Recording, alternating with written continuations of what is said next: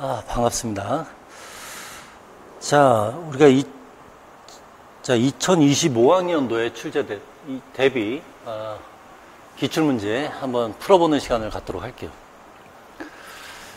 자, 지금 보면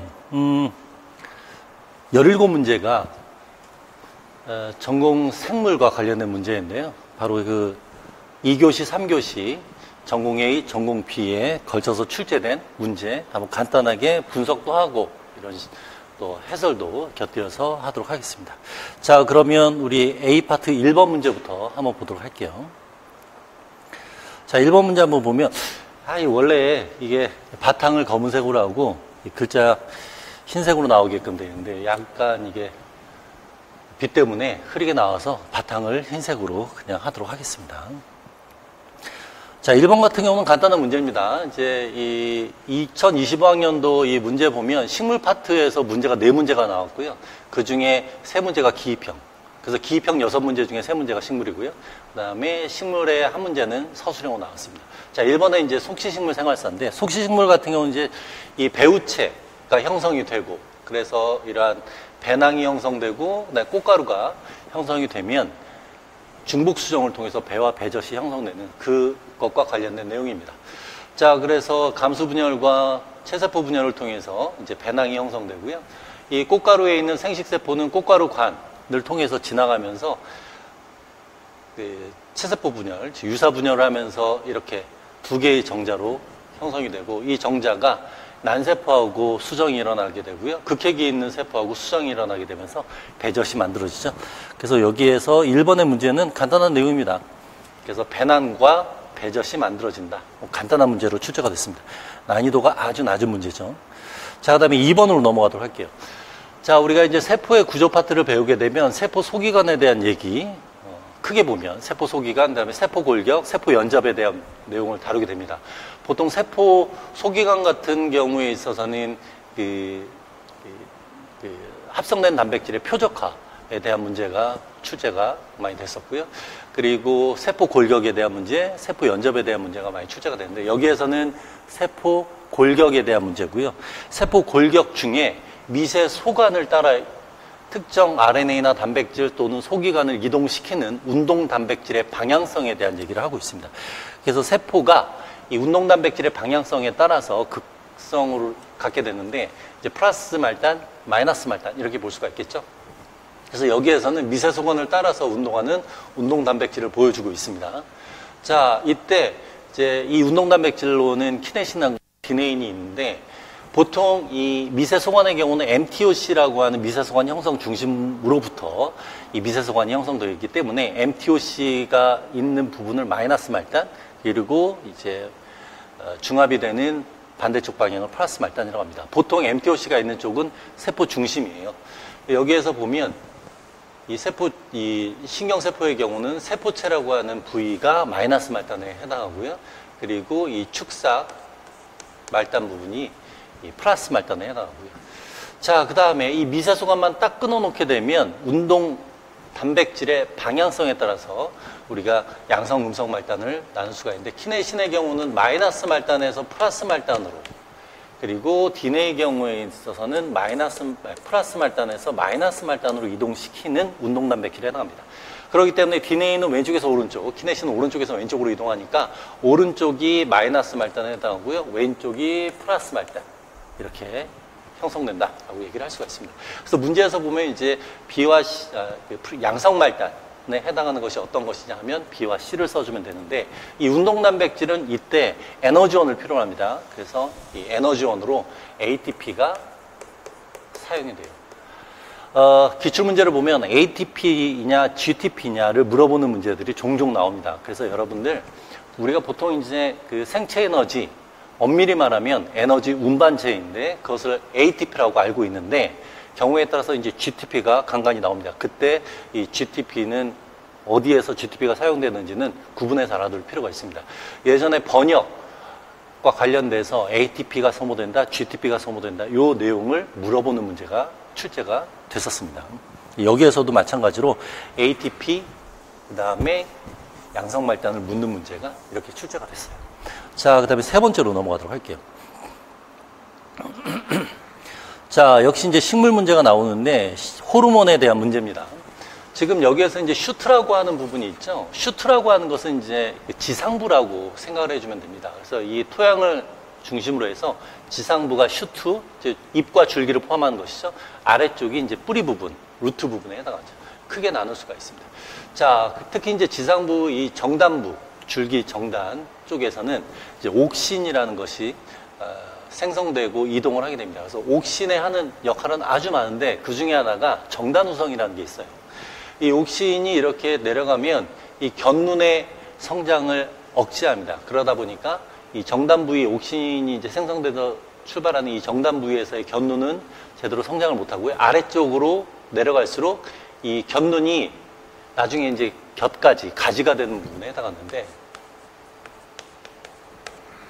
아래쪽에서는 곁가지가 잘 성장을 하고 있죠. 그래서 이 정단 부위에서는 성장을 못하고 아래쪽에서는 성장을 잘 할 수가 있기 때문에 우리 요즘에 이제 크리스마스 트리들 많이 보이는데 이러한 양상을 이제 식물 나무들이 형성을 하게 됩니다. 자, 그러면 이 호르몬이 견눈을 억제하는 역할을 하는 경우도 있고 옥신의 경우 반대로 이 호르몬이 견눈의 생장을 촉진하는 경우도 있겠죠. 그래서 이렇게 기량적으로 작용하는 기량적으로 작용하는 호르몬을 묻는 문제가 예전에도 출제가 됐었습니다. 여기에서도 마찬가지로 옥신과 시토키닌이 바로 이러한 견눈 형성과 관련돼서 견눈의 발달과 관련돼서 조절한다라는 것을 묻는 문제였고요. 자, 역시 또 기량적으로 작용하는 것 중에 하나가 이 종자, 시저, 종자의 발화를 조절하는 경우가 있습니다. 그래서 이것도 예전에 출제가 됐어요. 그래서 이 문제는 예전에 출제가 됐었는데 오른쪽에 다시 한번 정리하기로 하고요. 이 발화 조절과 관련돼서는 지베렐린과 앱시산이 있습니다. 지베렐린은 발화를 촉진하고요. 앱시산 같은 경우는 발화를 억제함으로써 발화가 될 조건에서만 발화할 수 있도록 그렇게 해주고 있습니다. 그래서 시토키닌과 앱시산 쓰는 건데 이렇게 기량작용으로 작용하는 건 강의 시간에도 이런 거는 알아둘 필요가 있다고 얘기를 했는데요. 이렇게 단순한 문제가 뭐 이렇게 쉬운 문제 나올까라고 생각하더라도 이런 쉬운 문제가 나올 수가 있습니다. 그래서 예전에 기출됐던 적이 있었는데 이 탄리작용과 관련돼서는요 11년도에 나왔었고 2020년도에도 한번 나왔었고 연도까지 외울 필요는 없지만 그냥 어느 정도 수준에서 나왔었다 이렇게 체크만 하도록 할게요. 종자 발화와 관련돼서는 2017년도에 종자 발화와 관련된 호르몬들 순차적으로 그래프 그려서 문제가 나왔었는데요. 그게 예전에 미트리트 피트에서 나온 똑같은 그래프가 출제가 된 적이 있었습니다. 그게 17년도에 나왔었고요. 자, 그 다음에 견눈 생장과 관련돼서도 출제가 된 것이 2014년도에 이미 출제가 됐습니다. 그리고 캘러스, 이런 식으로 기량적으로 작용하고요. 그러니까 지금과 같은 경우는 예전에 출제됐던 요 발화와 견눈 생장, 이것을 합쳐서 문제로 출제했다고 생각하면 됩니다. 그리고 이제 같이 작용을 하면서 이제 뿌리 성장을 촉진하고 슈트 성장을 촉진하는 이러한 옥신과 시토키닌 이러한 내용도 있습니다. 그래서 캘러스 분화를 시킬 때 캘러스가 이제 미분화된 세포 덩어리인데 식물 같은 경우는 이렇게 분화된 세포를 미분화하기가 쉽습니다. 그렇게 만들어진 게 캘러스고요. 이 캘러스에 특정하게 어떤 물질을 처리했을 때 뭐 뿌리도 형성되고 슈트 부위도 형성이 됐는데 바로 그것이 옥신과 시토키닌. 그리고 옥신과 시토키닌이 이러한 견눈 생장뿐만 아니라 이런 캘러스 분화 그리고 이제 뿌리옥 박테리아에서 그 뿌리옥을 형성하도록 그 세균 유전자로부터 만들어지는 또 이 호르몬이 옥신하고 시토킨 그런 식으로 이렇게 기량적으로 작용하는 애들을 묶어서 알아두면 문제 풀 때 용이하죠. 예전에 또 동물생리 파트에서 나왔던 문제 중에 하나가 기량적으로 작용하는 것 중에 하나가 혈중 칼슘 농도 조절과 관련된 문제가 출제가 된 적이 있어요. 그래서 부갑상선 호르몬 출제됐었고요. 그 다음에 칼시토닌 이렇게 출제가 된 적이 있었습니다. 자, 이런 식으로 호르몬 공부할 때도 각각의 호르몬 내용을 공부하는 것도 중요하지만 다른 호르몬과의 연계성을 같이 연관지어서 공부하는 것도 중요합니다. 자, 그 다음에 이제 네 번째 문제. 자, 요 문제는 기존에 출제되지는 않았던 문제예요. 기존에 보면 이 텔로메라제 같은 텔로미어와 텔로머라제가 1990년 중반부터 이제 뜨기 시작했고요. 2000년도 넘어오기 직전에 이것과 관련돼서 연구했던 젊은 여성분이 있었는데 그분이 일종의 대가입니다. 그래서 뭐 이러한 구조도 그때 전자현미경을 통해서 직접 확인을 했어요. 일반적으로 우리가 진핵 같은 경우는 선형의 DNA를 가지고 있습니다. 원핵 같은 경우는 환형의 DNA를 가지고 있는데요. 이렇게 선형의 DNA를 갖게 되면요, 이 부위는 DNA가 절단된 걸로 세포가 인식할 수가 있습니다. 그러면 이 DNA가 손상받았구나라고 판단을 할 수가 있어요. 그러다 보니까 손상받은 것이 아니라 정상적인 것으로 이제 구조적으로 변화를 주기 위해서요, 여기에서 이렇게 끝부분이 텔로미어 부분이 이런 식으로 말려 들어가는 형성을 갖게 됩니다. 그러면 이제 환형 구조로서 끊어지지 않은 형태로 보여지기 때문에 세포에서는 이게 손상받았다고 판단을 안 하죠. 여기에서도 마찬가지로 이런 식으로. 자, 이렇게 형성된 부위를 우리가 T룹이라고 합니다. 이게 T룹, T고리 구조고요. 그 다음에 여기에서 사이에 끼어 들어가서 형성된 요 구조를 우리가 D룹이라고 하죠. 그래서 보통 이제 텔로머라제와 관련돼서 일반적인 내용을 물어봐야 되는데 여태까지 기출이 안 됐기 때문에, 그런데 이 문제는 좀 더 디테일한 부분을 문제로 출제를 했습니다. 자, 지금 보면 여러분들에게 나간 자료의 답안 그리고 해설 관련된 해설지 여러분들에게 제공을 했는데 거기에 요것들이 있으니까 참고하시면 됩니다. 자, 이러한 T룹 구조가 있고요. 이 D룹 구조를 형성하는데 이때 관여하는 단백질들이 있습니다. 이 단백질 복합체를 우리가 쉘터린 복합체라고 표현을 하고요. 이 쉘터린 복합체, 이러한 단백질들이 어떤 일을 하느냐 좀 더 구체적으로 나타낸 것이 바로 여기에 이렇게 있습니다. 특히 TRF1, 2가 있는데 TRF2가 바로 T고리 형성에 관여를 하고 나머지들이 뭐 이러한 여러 가지 기능들을 하고 있습니다. 그래서 지금 여기 문제에서 물어본 것은 T고리 형성에 관여하는 단백질을 물어봤기 때문에 TRF2를 써주는 것인데 너무 좀 디테일한 부분이죠. 텔로머라제 자체라기보다는 이 구조 형성하는 단백질, 특정 단백질을 물어봤기 때문에 구체적인 부분인데 좀 더 이제 포괄적인 내용으로 이 출제자가 출제를 했다고 한다면 이 쉘터린을 쓰는 것도 이제 답으로 해줄 가능성이 있습니다.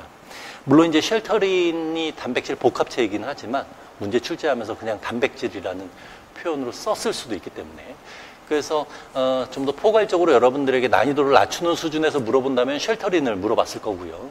좀 더 디테일한 부분을 물어봤다면 이것들 중에서도 TRF2를 물어봤을 수가 있습니다. 자, 그러면 이러한 쉘터린 복합체 말고 실제 이 텔로미어라고 하는 반복 서열의 길이를 연장해서 그 길이를 복제가 끝나더라도, 복제가 많이 반복됐다 하더라도 어느 정도 유지해 줄 수 있는 것이 텔로머라제죠. 이 텔로머라제도 복합체입니다. 우리가 이제 단순하게 효소다, 또 단백질이다 이렇게 표현하지만 텔로머라제도 쉘터린처럼 일종의 복합체예요. 그래서 10몇 개의 13개인가 그 복합체로 구성하는데 그 중에서도 중요한 것이 이러한 역전사 그 중합효소이고요. 그 다음에 역전사를 한다는 것은 RNA를 주용을 해서 DNA를 합성하는 것이기 때문에 이 TR이라고 하는 RNA가 있습니다. 그래서 효소와 RNA 그리고 나머지 이 구조 형성에 관여하는 단백질로 구성된 것이 텔로머라제입니다. 여기 문제에서는 이 주형을 물어보고 있어요. 이 주형이 RNA다. 인데 여기서 이 문제 자체를 보면 TR이라는 것을 쓰라는 문제로 출제될 가능성은 적고요. 그냥 RNA 주형 또는 RNA만 써도 충분할 걸로 보입니다. 왜냐하면 만약에 이제 이 TR을 물어본다라고 했다면 RNA 주형을 무엇이라고 하느냐, 그 명칭을 쓰시오, 뭐 이렇게 물어봤을 가능성이 높기 때문에 RNA만 써도 답을 충분히 줄 수 있을 거라고 보여집니다. 그리고 여기에서 이제 C라고 하는 것은 컴포넌트, 구성 요소 이렇게 생각하면 됩니다. 그래서 털트라는 효소와 TER이라는 RNA 주형이 가장 중요한데 여기 자체에서는 상부적으로 반복서열에 상부적으로 결합하여 반복서열이 합성된다라고 했는데 그냥 RNA 주형 또는 RNA만 써도 충분하다 이렇게 보여집니다. TER이라고 써도 아마 맞게 해줄 거고요. 그리고 여기에서는 좀 난이도 조정을 한다면 쉘터링까지 맞게 해줄 가능성이 높고요. 그래서 4번 같은 경우는 좀 더 우리가 텔로미어 기준으로 봤을 때는 좀 범위를 벗어나는 좀 디테일한 부분을 물어보는 문제였다라고 볼 수가 있습니다. 자, 요 정도로 하고요. 자, 그 다음에 이제 5번, 6번, 7번은 교과로 문제고요. 이제 전공 생물학과 관련된 것은 8번 문제입니다. 자, 서술형 문제 한번 보도록 할게요. 자, 지금 보면 면역 반응과 관련된 얘기입니다. 자, 이 면역 반응 중에서도 항체 형성과 관련된, 항체와 관련된 것인데 이 항체가 합성되는 과정, 이 성숙 과정인데요. 이 처음에 항체가 성숙 과정에서 만들어질 때 항체가 이 막에 박혀 있는 상태로 만들어지게 되고요. 그리고 나서 항원과 만나면 도움티 세포의 작용에 의해서 분비 형태로 변할 수가 있습니다. 바로 그 성숙 과정에서 만들어진 막에 박혀 있는 항체 형태와 분비 항체가 만들어지는 과정과 관련된 문제가 8번 문제예요. 그래서 이 A 파트의 8번 문제를 보면 순차적으로 한번 읽어보도록 할게요. 자, 만난 적이 없는 성숙한 미경험 비세포의 경우에 있어서는 BCR이라고 하는 막결합 항체를 갖고 있습니다. 그래서 B셀 리셉터라고 표현을 하죠. 여기에서 막에 결합된 부분을 제거를 하게 되면 분비 형태인 항체가 만들어지는 겁니다. 자, 얘네들은 B세포에서 동시에 발현될 수가 있어요. 즉 유전자가 두 개가 다 존재할 수가 있다는 얘기죠. 그래서 어떤 경우는 IgM이 어떤 경우는 IgD가 만들어지는 것인데요. 그래서 여기에서 이제 IgM 이것도 뭐 기본적인 거라 어려운 내용은 아니죠. 요 D가 만들어지고요. 얘네들은 유전자는 있는 상태에서 M 또는 D가 발현이 된다라는 것은 RNA 스플라이싱, RNA상에서의 스플라이싱 변화가 생기기 때문에 그렇습니다. 자, 그렇게 해서 이제 2차 그 면역기관으로 이동을 하면 항체를 만나게 됩니다. 그렇게 항체를 병원체와 처음 이제 결합을 하게 되면 더 강하게 결합하는 항체가 형성되는 체성 과변이 과정이 항체를 만날수록 형성될 수가 있고요. 그리고 분비형 항체의 경우에 있어서는 이제 BCR이라고 하는 M 대신에 IgG라든가 IgE라든가 IgA가 만들어집니다. 자, 그럼 여기에서 대신이잖아요. M이 발현이 안 되고 G만 발현된다는 얘기예요. 그 얘기는 유전자의 발현이 안 된다는 얘기니까 이곳에서는 DNA상에서의 이것도 일종의 스플라이싱, 스위칭 리전이라고 하기도 하고요. 스플라이싱 리전이라고 하기도 하는 특정 위치가 있습니다. 그 부위에서의 RNA 스플라이싱처럼 제거가 되는 과정이 있어요. 즉, DNA상에서의 스플라이싱 또는 재조합이 일어나게 되죠. 그래서 이 과정에 관련된 문제입니다. 그러니까 항원을 만나기 전에는 IgM-D만 발현되고요. 항원을 만나면 이런 식으로 분비형 항체가 만들어질 수 있고 또 분비형 IgM도 만들어질 수가 있고요. 그러한 항원을 반복해서 만나다 보면 체성과변이라는 과정을 통해서 강하게 결합하는 기작이 형성이 됩니다. 그래서 여기에서는 바로 그 문제를 다루고 있는 것이고요. 그래서 항원을 만난 이후에 분비형 항체가 만들어지는 과정을 우리가 무엇이라고 하면 클래스 스위칭, 개별형 전환이라고 하고요. 항원을 만나면 만날수록 항체가 항원에 대한 친화도가 증가하는 과정을 우리가 체성과변이다 이렇게 얘기를 하는 겁니다. 자, 그러면 이 체성과변이 역시 DNA 서열상의 변화가 생기는 것이고요. 개별형 전환 같은 경우도 재조합을 위해서 DNA 서열의 변화를 주게 되는데 그 DNA 서열의 변화를 주는 효소가 바로 AID라는 효소입니다. 자, 그래서 이것은 Activation Induced Citidine Deaminase라고 해서 탈아미노화 효소예요. 그래서 이 효소는 시티딘을 우라실로 전환을 하게 돼요. 자, 그러면 우라실로 전환됐으니까 복제가 되면서 우라실 대신에 이제 T가 오게 되니까 점도련변이가 형성될 수가 있고요. 그리고 우라실로 전환되는 과정에서 특정 부위가 절단되고 다시 연결되는 재조합 과정을 통해서 이러한 개배령 전환이 일어날 수가 있습니다. 그 내용을 묻는 문제예요. 자, 그래서 기억 니은에 해당하는 것은 IgM, IgD고요. 그 다음에 디귿에 해당하는 명칭. 그러니까 이런 식으로 보면 서술형 문제이지만 이렇게 작성 방법에서 제시된 내용이 기입형처럼 제시가 될 수가 있습니다. 그러다 보니까 이렇게 작성 방법 3가지가 제시가 되는 문제들이 종종 있어요. 자, 그리고 이제 AID의 역할을 염기 전환과 연관지어서 설명하시오.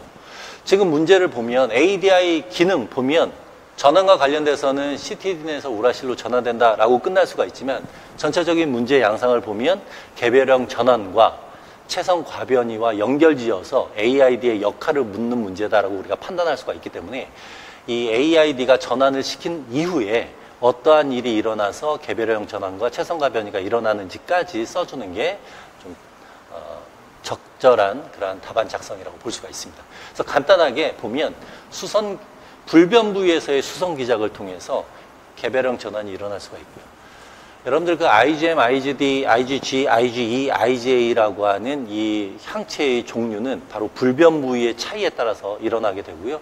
분비형과 BCR 형태와 분비 형태의 항체의 차이는 막관통 부위가 있느냐 없느냐의 차이인데 바로 그 부위가 불변 부위입니다. 그래서 불변 부위에서 유로 바뀌면서 수성 기작이 일어나고요.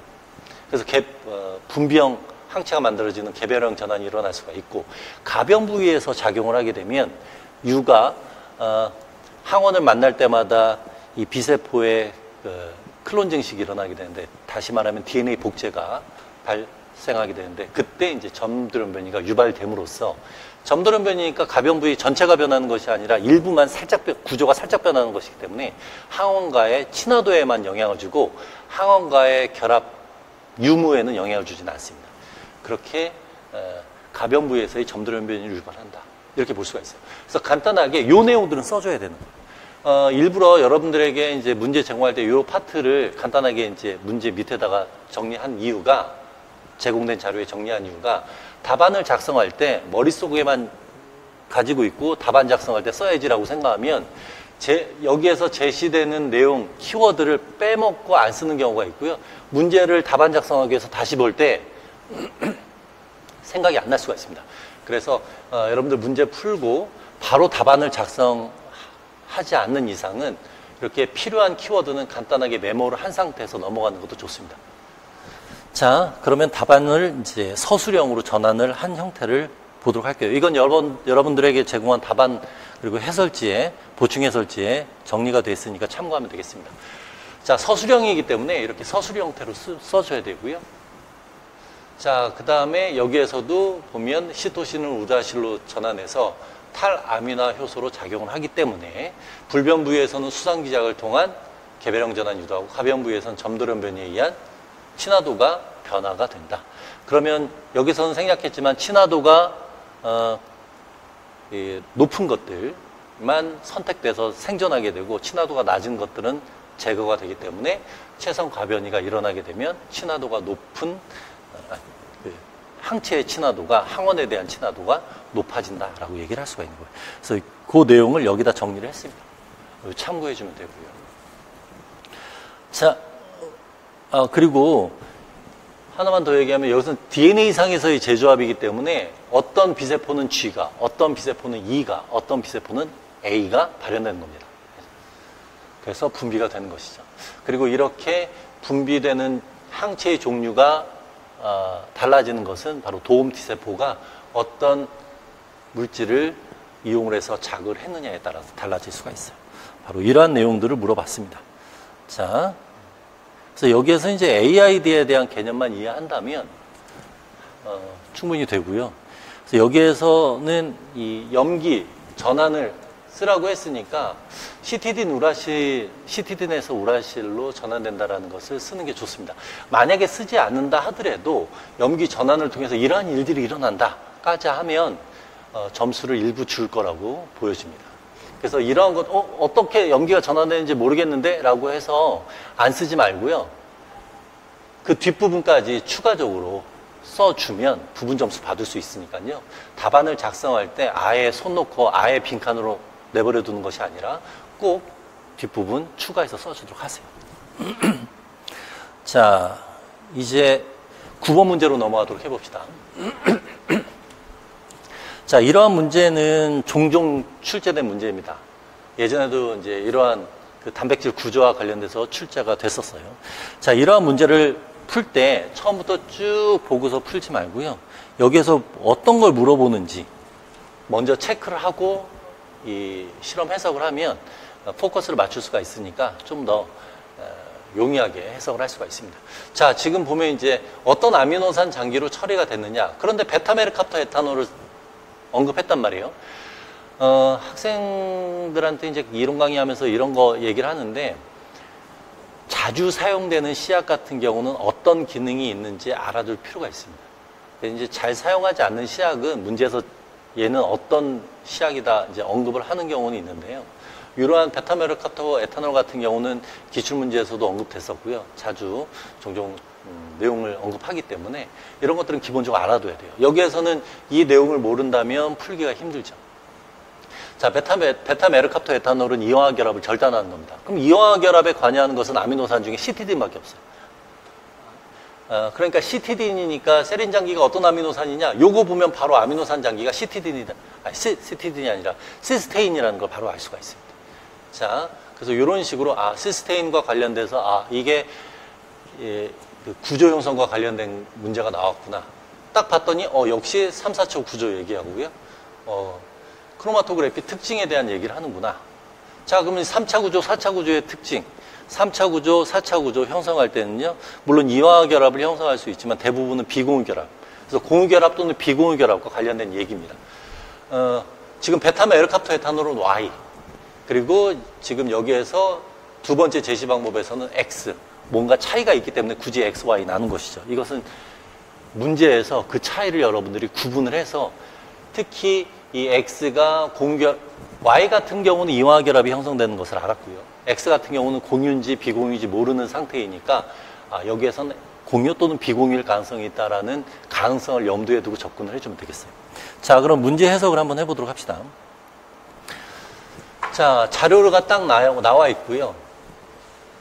Y라는 애는 X를 아모아노 유전자에서 점도련 변이가 일어나서 원래 존재하지 않는 새로운 아미노산 장기로 치환이 됐다는 거예요. 원래 X가 있고 Y로 단백질이 변화가 됐는데 이 과정에서 치환이 일어났고요. 이 치환이 일어날 때 세린에서 어떤 것으로 전환이 됐을까? 우리가 작성 방법에서 봤잖아요. 시스테인이겠구나. 이렇게 생각하고 넘어갈 수가 있다는 얘기입니다. 자, 그럼 이제 실험 과정을 한번 보도록 할게요. 친화도 크로마토그래피, 어떤 구조를 갖고 있고. 자, 친화도 크로마토그래피는요, 기질을 주로 이용을 합니다. 그러니까 이 기질과 결합을 한다는 얘기는 이 구조는 변성되지 않은 상태에서 일어나야 되겠죠. 그래서 친화도 크로마토그래피는 변성이 일어나지 않은 상태에서 진행이 됩니다. 그래서 XY 구조 갖고 있는 상태에서 했고요. 자, 작성 방법에서 3차 구조, 4차 구조를 언급을 했기 때문에 여러분들 머릿속에는 단순하게 단백질 하나만 생각하지 말고요. 이 단백질이 2량체 또는 4량체 이런 형태를 형성할 수 있다라는 것도 머릿속에 갖고 있는 상태에서 접근을 해줘야 돼요.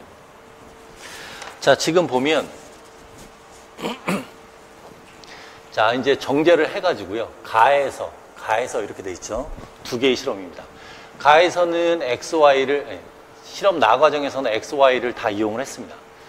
자, 베타메르캅터 에탄올은 SS 결합을 절단하는 시약이고요. 자, 처리하거나 처리하지 않거나 처리를 하면 절단을 하게 되겠죠. 자, 그 다음에 SDS 페이지. 자, SDS 페이지는 얘는 변성 상태에서 진행을 했다는 얘기예요. 자, 그러면 SDS가 들어가게 되면 이 SDS는 계면활성제로 사용이 되기 때문에요. 이 소수성 결합을 끊어주는 양친매성이기 때문에 소수성 결합을 끊어주게 됩니다. 그러니까 비공유 결합을 하고 있다라고 한다면 절단된 상태. 하지만 베타마르캅터와 에탄올을 철회하지 않은 상태라면 공유 결합은 형성되어 있는 상태. 이렇게 생각을 해주면 되겠습니다. 자, 그 다음에 두 번째 실험은 무엇이냐면 크기 배제라고 되어 있죠. 이제 갤려과 크로마토그래피 또는 크기 배제 크로마토그래피 이렇게 생각하는 이런 실험 명칭입니다. 그래서 갤려과 크로마토그래피라는 것은요. 얘는 그 구조를 갖고 있는 상태에서 진행을 하는 것이고요. 그래서 얘는 비변성 상태로 진행을 하고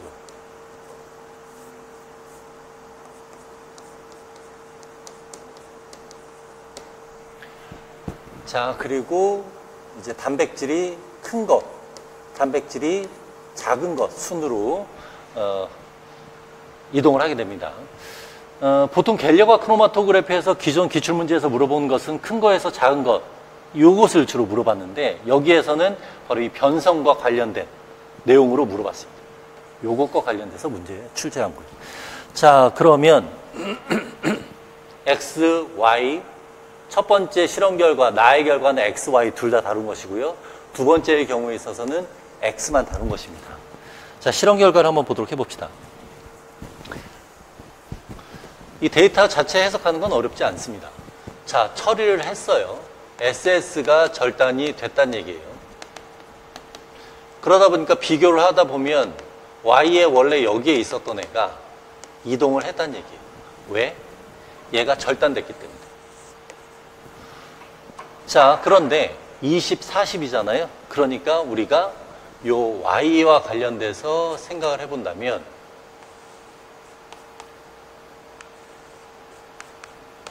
Y 단백질이 이렇게 SS 결합을 형성한 상태에서 가 과정에서 친화도 크로마토그래피를 통해서 정제가 된 것입니다. 그리고 이 베타마르캅토와 에탄올을 처리하지 않으니까 이 결합이 끊어지지 않은 상태에서 형성이 된 거예요. 자, 그런데 X 단백질의 경우는 어떻게 되느냐? 얘는 이 상태란 얘기예요. 자, 그럼 X 단백질은 얘가 이량체 형성할 수도 있습니다. 하지만 비공유 결합이잖아요. 그럼 SDS 페이지 젤이기 때문에 이 비공유 결합이 끊어지니까 무조건 단량체 수준으로만 나올 수밖에 없겠죠. 자, 이 정도로 우리가 생각을 할 수가 있고요. X하고 Y는 염기 하나만 치환됐기 때문에 얘네도 둘 다 20kg 달톤 동일한 거죠. 자, 이제 다의 과정을 한번 보도록 해봅시다. 다를 보면요. 여기에서 보면 40kg 달톤, 20kg 달톤. 그러면 이 40kg 달톤에 해당하는 것은 어떤 것이냐? 이량체로 존재한다는 얘기예요. 그래서 비변성 상태로 진행되는 갤려과 크로마토그래피에서는 비공유 결합이 끊어지지 않으니까 X 단백질이 이렇게 이때 여기는 비공유 이 상태로 존재하는 형태가 있고요. 또 20kg 달톤짜리 형태로 있다고 했죠.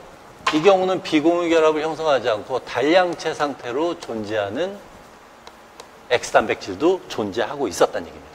그래서 얘는 이량체 또는 단량체 상태로 존재한다. 이렇게 해석을 할 수가 있어요. 그래서 이 자체 데이터 해석은 어렵지는 않은데 여러분들이 방향성을 맞추기 위해서 이 작성 방법을 참고하면 됩니다. 왜냐하면 이제 갤려과 크로마토그래피가 딱 나오면 학생들 머릿속에서는 이제 용출 속도 이런 거에 초점을 맞출 수가 있으니까요. 작성 방법을 먼저 참고하면 되겠습니다. 자, 그래서 여기에서 보면 작성 방법에서 제시된 것 어떤 아미노산이냐를 물어봤고요. 처리한 결과가 다른 이유. 그러면 SS 결합 유무에 따라서 얘기를 해주면 됩니다. 그래서 시스테인이고 Y간 이황화 결합 형성돼서 이량체. 그리고 차이점이라고 하면 Y 단백질이니까 처리한 결과에 처리하게 되면 절단되니까 단량체 수준을 존재하기 때문이다. 해주면 되고요. 두 번째 한번 봅시다. X가 두 개의 분액으로 분리되는 이유를 크로마토그래피의 특징 그리고 구조를 근거로 써라. 특징도 쓰고 구조도 써줘야 된답니다. 그래서 비변성 상태로 진행이 되는 크로마토그래피이다. 그러다 보니까 비공유 결합이 존재할 수가 있어서 4차 구조가 가능하다. 그러니까 이 X단백질은 3차, 4차 구조로 존재하기 때문에 두 분핵으로 분리가 된다. 이렇게 써주면 되겠습니다. 그리고 그것을 이제 풀어서 이제 서술형으로 써주면 오른쪽처럼 쓸 수가 있는 거예요. 그래서 문장 자체를 완성하는 게 중요한 게 아니고요. 키워드를 써주는 게 중요합니다. 그래서 키워드만 들어가면 되겠어요. 자, 넘어가도록 합시다.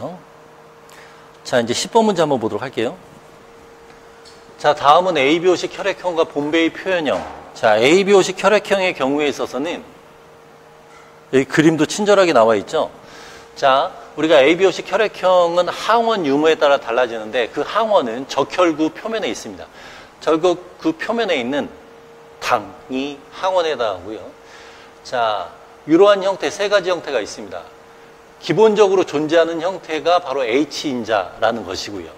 이 H인자에다가 또 새로운 당을 추가하게 되면 이 당의 종류에 따라서 A항원, B항원. 그래서 A항원이 있으면 A형, B항원이 있으면 B형. 이렇게 얘기를 할 수가 있겠죠. 자, A항원에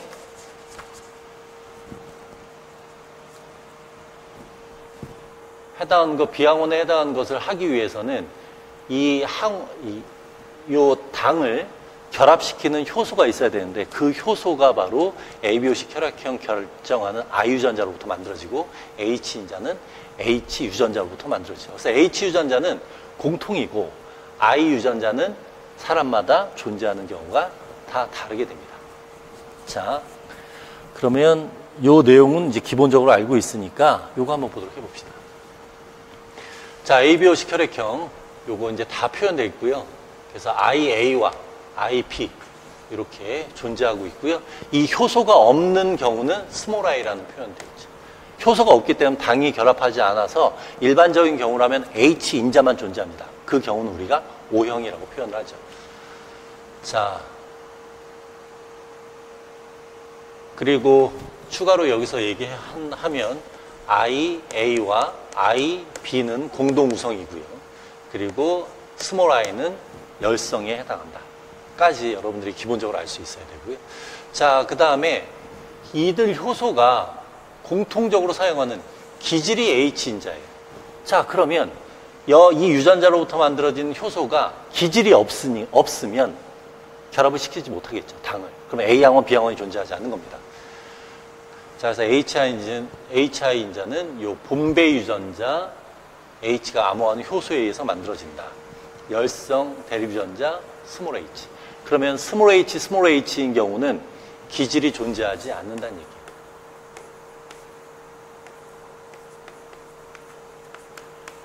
기질이 존재하지 않기 때문에 이 경우는 어떤 혈액형을 갖게 되느냐, A항원, B항원이 없기 때문에 O형이라고 얘기를 할 수가 있겠죠. 친절하게 이제 기질이라는 공통으로 효소가 사용하는 기질이라는 표현을 써줬잖아요. 이게 이제 일종의 힌트에 해당합니다. 자, 그래서 봄베이 표현형을 보이는 사람의 경우는 기질이 없어서 A항원에 해당하는 당, B항원에 해당하는 당을 결합시킬 수가 없으니까 O형에 해당한다. 이렇게 볼 수가 있고요. O형에 해당한다. 그래서 여기는 스몰 H 이렇게 얘기를 해줄 수가 있습니다. 자, ABO식 혈액형이 O형이고 봄베이 표현형을 보이지 않는 어머니, 아버지 이 얘기가 또 따로 나오네요. 자, 그럼 여기도 한번 정리해 봅시다. 우리 기억니은 다뤘으니까. 자, 어머니의 경우에 있어서는 O형이고 봄베이 표현형을 보이지 않는 어머니라고 했죠.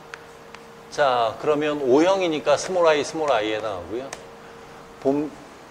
봄베이 표현형을 보이지 않으니까 라지 H, 우성인 라이지 H가 최소한 하나 있다는 얘기예요.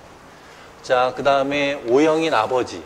자, 여기서 아버지는 봄베이 표현형을 보이지 않는다라는 표현이 없어요. 자, 그러니까 얘는 O형이니까 스몰 i라고 할 수가 있지만 봄베이가 없으니까 우리가 ABO식 혈액형의 유전자 어떤 것을 가지고 있지는 모르는 상태. 대신 봄베이 표현형을 갖고 있지 않다라고 생각할 수 있습니다. 그래서 아버지의 정확한 유전자형은 I를 통해서 알 수가 있는데, 요 I의 경우를 보면 B형이라고 돼 있잖아요. 얘를 가지고 있다는 얘기예요. B형이니까. 그러면 스몰 i는 I 유전자 하나는 엄마로부터 오니까 스몰 i가 여기 있을 거고. 자, 그런데 얘는 B형이니까, O형이 아니라 B형이니까 봄베이 표현형을 나타내지 않는 겁니다. 그래서 라지 H인 최소한 하나가 있는 거예요. 그러면 여기에 있는 또 다른 H 유전자는 어떤 것이 오느냐? 아버지한테서 볼 수가 있는데, 아버지는 아이에게 라지 IB를 전달을 해줬죠. 얘도 최소한 하나를 갖고 있다는 얘기겠죠. 자, 그런데 O형이에요. B형이 아니라. 그 얘기는 스몰 h, 스몰 h이기 때문입니다. 그래서 아빠로부터 H 유전자 하나를 받으니까 아이는 스몰 h가 된다. 이렇게 얘기를 할 수가 있겠죠. 자, 요 정도 정리를 할 수가 있습니다. 자, 그러면 우리 작성 방법 한번 보도록 해볼까요? 기억린에 해당하는 거, 명칭. 앞에서 다뤘듯이 스몰 h, 스몰 h, 그다음 O고요. 자, 지금 H, 자, I 유전자 IA, IB가 있다 하더라도 스몰 h, 스몰 h인 열성 동형인 접합자의 경우에 있어서는 A형, B형이 아니라 O형을 나타내고 있죠. 그래서 두 유전자 하나의 표현형에 관여하면서 서로에게 상호작용하는 그러한 유전 현상을 우리가 상위성이라고 표현을 합니다. 상위성. 자, 그 다음에 세 번째, ABO식 혈액형의 유전자요. 쓰고, 봄베이 표현형의 유전자요. 요 디귿 써주고요. 이유를 부모의 ABO식 혈액형, 봄베이 표현형의 유전자형을 둘 다 쓰시오. 그래서 어머니는 이것, 아버지는 이것, 그 다음에 아이고, 여기 하나 빼먹었네. 봄베이 표현형, 이것도 써줘야 되겠죠. 아이고, 여기다 하나 이렇게 실수하면 안 된다는 얘기예요. 그래서 봄베이 표현형은 라지 H, 스몰 H. 오, 빼먹었네요, 그죠? 이거 써줘야 됩니다. 서술을 쓰면서 여기다 따로 정리하면서 내가 실수를 빼먹었나 봐요. 여기까지 써줘야 됩니다. 이거 고치도록 하고요. 자, 그래서 이것을 이제 서술형으로 이제 만든 것이 이겁니다. 기억은 HHO형 상위성이다 해놓고, 그래서 아이의 혈액형, 봄베이 표현형의 유전자형들을 각각 쓰라고 했으니까 이것도 써주고 이것도 써줘야 되고요. 그 이유가 무엇이냐? 엄마가 이것이고 아빠는 이것인데 아이가 B형이라서 봄베이 표현형을 보이지 않으니까 바로 이러한 유전자형을 갖게 되기 때문이다. 이렇게 얘기를 하면 되겠습니다. 자, 그리고 이거 이제 정리한 거 간단하게 참고하라고 해서 정리한 겁니다. 참고한 거고, 상위성에 대한 개념도 뭐 이렇게 발현에 관여하는 또는 영향을 주는 뭐 이런 식으로, 또는 상호작용하는 유전 현상, 이렇게 생각하면 돼요. 자, 넘어가도록 합시다. 자, 11번 문제 한번 보도록 할까요? 자, 11번 문제도 이것도 이제 간단한 문제인데, 이것도 이제 뭐 전공서에 있는 그림 그대로 따왔죠. 자, 우리가 이제 신경관이 형성되고 여기에서 신경관으로부터 또 세포가 또 떨어져 나옵니다. 이것을 우리가 신경제세포 또는 신경능세포, 신경능선세포 이렇게 표현을 할 수가 있고요. 그래서 이런 식으로 이동하는 형태로 만들어지는 거예요. 고착되어 있다가 이동하는 형태. 우리가 이제 발생 과정에서 보면 간충세포 뭐 이런 표현들이 나오는데, 그게 이제 떨어져 나오는 세포들을 의미하는 거라고 생각을 해주면 됩니다. 그래서 여기에서 간단히 보면 고정되어 있다가 이렇게 이동성이 높은 형태로 떨어지게 되는, 그렇게 전환되는 것을 우리가 상피간충직 전환이다 이렇게 표현을 하죠. 그래서 여기에서 보면 신경제세포는 상피간충직 전환을 통해서 떨어져 나온다. 이동성이 세포로 전환됐다는 얘기예요. 자, 그렇게 되고요. 그러면 이제 신경제세포는 이제 이동을 해서 발생 과정을 통해서 여러 부위가 만들어질 수가 있습니다. 그래서 뭐 멜라닌 세포라든가 슈반 세포, 이게 이제 그 신경 교세포죠.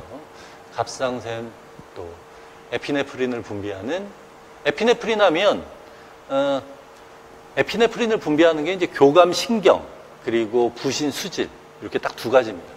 부신 수질의 세포도 형성될 수가 있다, 이렇게 되고요. 분비라고 했으니까 그 호르몬 분비로 생각하면 이제 부신 수질 이렇게 쓰면 되겠습니다. 그래서 기억 니은에 해당하는 것 이렇게 써주면 되고요. 부신 수질 써주고요.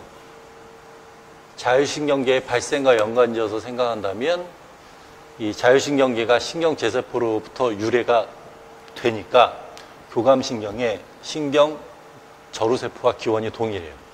자, 이 신경저루세포 자리에 부신 수질이 위치하고 있어서 바로 이 교감신경의 연장성으로 작용을 하기 때문에 아세틸콜린의 교감신경이 분비하는 교감신경은 노르에피네프린을 분비하죠. 착각해서요. 자, 교감신경은 아세틸콜린하고 노르에피네프린을 분비하고 부신 수질은 에피네프린과 노르에피네프린을 분비하고, 그러니까 에피네프린 분비한다 그럼 무조건 부신 수질입니다. 자, 그런데 이 부신 수질이 아세틸콜린의 자극을 받는 이유는 무엇이냐? 왜냐하면 교감신경이 대부분의 그 표적세포에는 노르에피네프린을 분비를 합니다. 신경 전달 물질을 분비를 하는데 아세틸콜린을 분비하는 경우가 바로 부신 수질인 경우예요. 자, 수업 시간에 배우겠지만, 자, 이게 이제 교감이에요.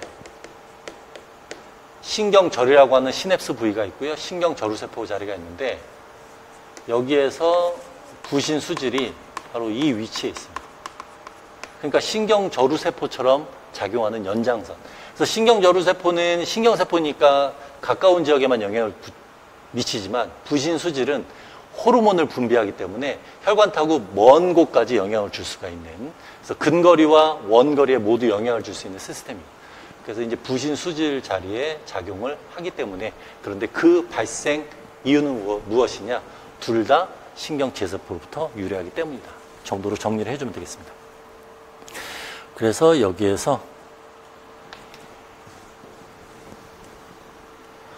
이렇게 정리를 해주면 되겠어요. 자, 이것도 뭐 그렇게 어려운 얘기는 아니었고요. 간단한 얘기였습니다. 자, 2025년도 문제. 자, 2025년도 문제는 예전에 출제가 됐었어요. 2016년도에 기출된 문제인데, 그때는 SOS 기자 관련돼서 생존율이 높아진다라는 내용 위주로 문제를 했고요. 이 과정에서 REC-A를 물어봤습니다. 그래서 그 당시에 문제가 이 REC-A를 쓰는 기입형 문제였고요. 또 어떤 내용이냐면 돌연변이율은 증가한다, 생존율 증가한다, 증가 이렇게 답을 쓰는 문제가 출제가 됐었는데, 지금 이 경우에서는요, REC-A를 이미 넣어줬어요. 그러면 REC-A의 영향을 받는 어떤 것을 묻는 문제냐, 어떤 물질이 영향을 받느냐라는 것을 묻는 문제입니다. 자, 그리고 이때 이제 이 예전에 문제 출제될 때는 이 REC-A가 REX-A에 영향을 준다. 그래서 이제 그림상에서 REX-A가 언급이 됐어요. 그러니까 여기에서는 문제와 답안을 싹 바꿔서 다시 변형된 형태로 문제를 출제했다고 생각하면 됩니다. REX-A고 여기에서는 SOS 반응. SOS 반응이라고 하는 것을 쭉 나가보면 복제 오류로 인해 수많은 돌연변이 생성. 이게 이제 그러면서 생존율이 높아진 것이기 때문에 여기 기억은 SOS 반응이다라는 걸 알 수가 있습니다. 그리고 여기 니은이 REX-A고요. 그리고 예전에 또 묻는 문제 중에 하나가 그 용원성, 용균성이 전환과 관련된 그 세균 문제가 하나 출제가 됐었는데, 그때 REC-A가 이제 영향을 주는 그 기작과 관련돼서 어떤 식으로 분해와 관련되어 있느냐라고 묻는 문제가 있었습니다. 그래서 자가 분해를 촉진한다. 직접 분해하는 효소가 아니고 스스로 분해하는 것을 촉진한다라고 예전에 출제가 됐습니다. 그래서 REC-A는 종종 출제됐던 문제입니다. 출제됐던 단백질인데, 이 경우는 REC-A가 아니라 REX-A로 살짝 바꿔서 문제가 출제가 됐다. 그래서 REX-A라는 애가 원래 이제 이 작동 유전자에 딱 결합을 해서 발현되는 것을 억제하고 있다가 렉A가 발현이 되면 이 렉A가 작용을 해서 렉스A가 떨어지게 하는 거죠. 그러면 전사가 일어날 수가 있습니다. 그래서 이제 기작을 보면 손상이 되고요. DNA가 손상이 되고요. 그럼 렉A는 활성화를 갖게 되고, 그래서 렉스A가 분해되면 이러한 유전자들이 발현이 된다. 그러면서 얘네들이 특징이 DNA를 중합을 하긴 하는데 오류율도 높고, 대신 오류율이 높은데 교정 기능이라도 있어야 되는데 교정 기능도 없고, 그러다 보니까 이 오류 때문에 돌연변이가 많이 생기는 거예요. 그 내용을 물어본 것입니다. 자, 그래서 여기서 작성 방법, 이것도 간단한 문제죠. 기억린에 해당하는 거 SOS 라는 렉스A 써주면 되고요. 복제 오류의 관점에서 쓰라고 되어 있죠. 그래서 DNA 중합효소 3와 유전자 산물, 얘들 차이를 오류와 관련돼서 쓰라고 한 겁니다.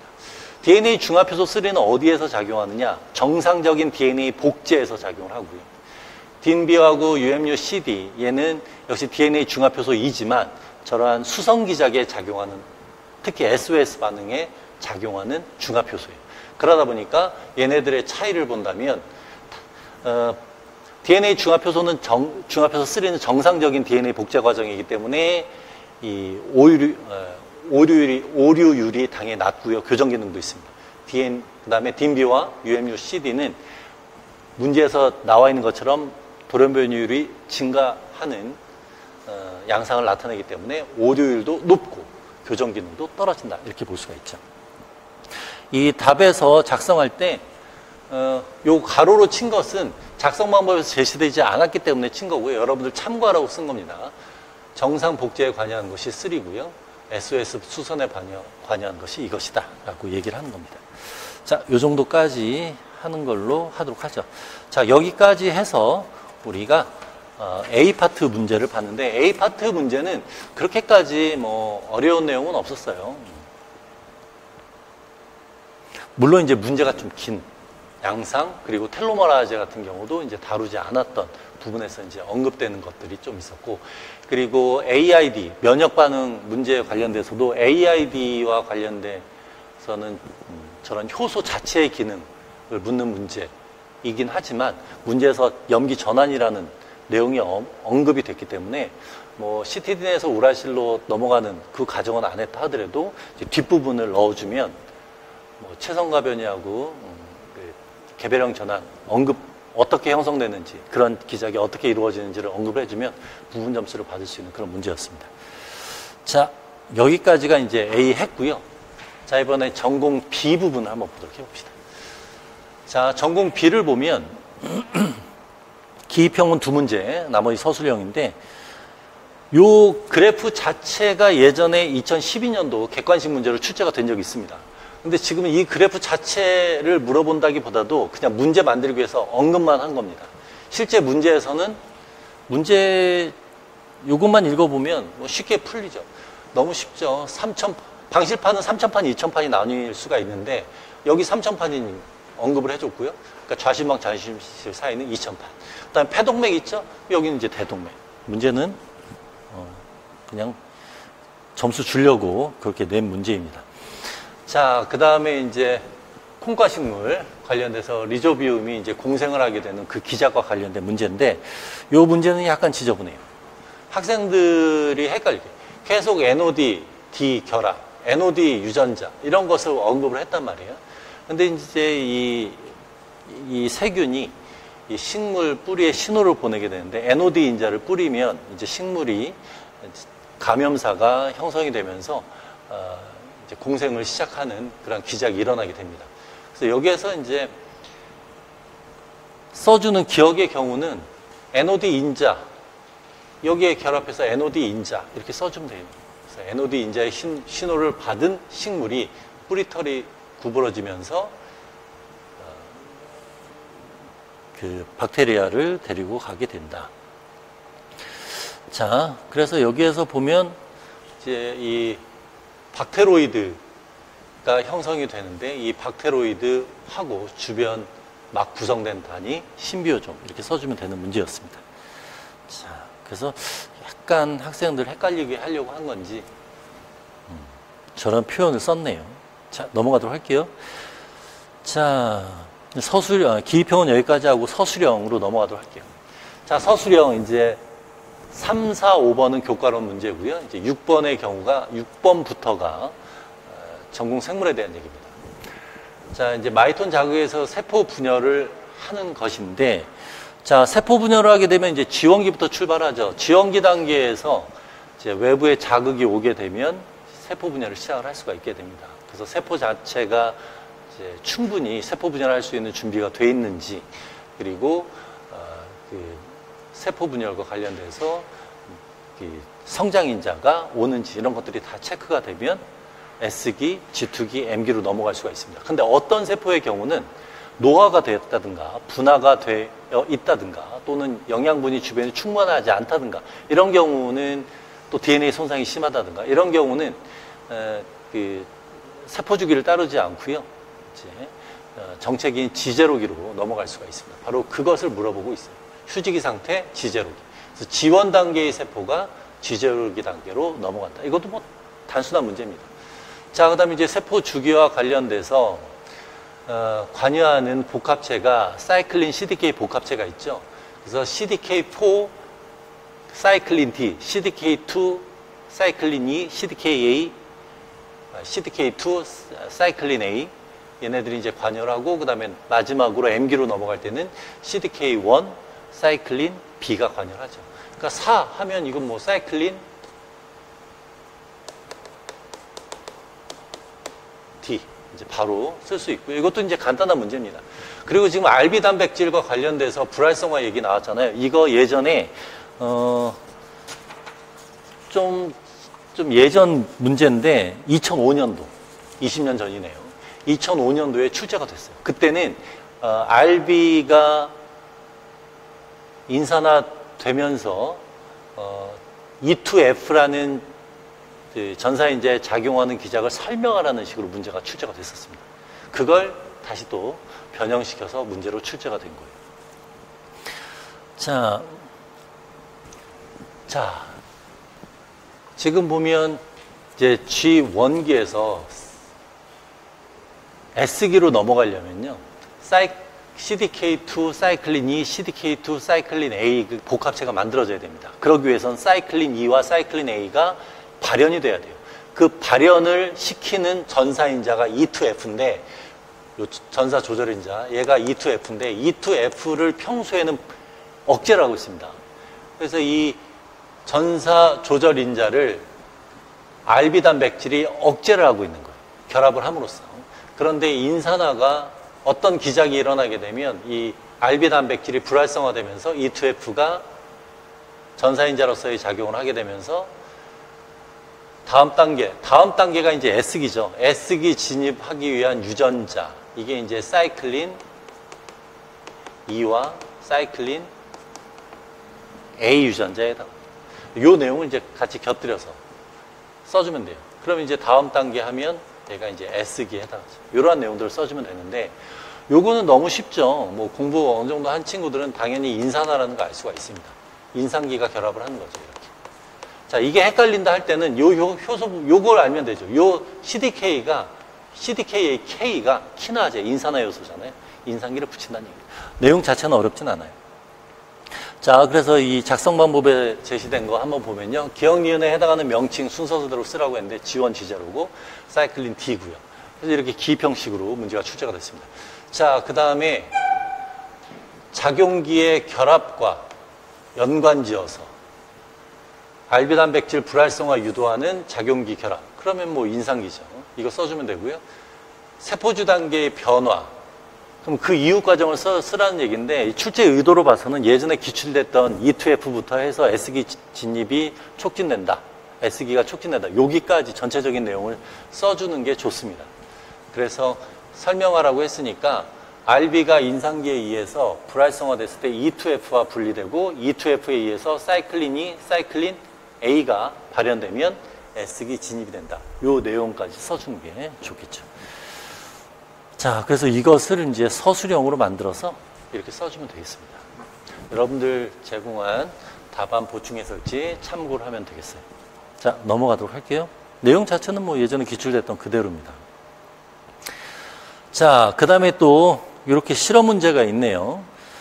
실험 문제가 있는데 뭐 방금 전 문제도 그렇고 이 문제도 그렇고 상당히 길죠. 그래서 학생들이 이 문항이 이렇게 긴 문항들이 많아서 좀 약간 시간 조절에 어려움을 겪었을 것 같긴 해요. 문제 자체는 어렵진 않습니다.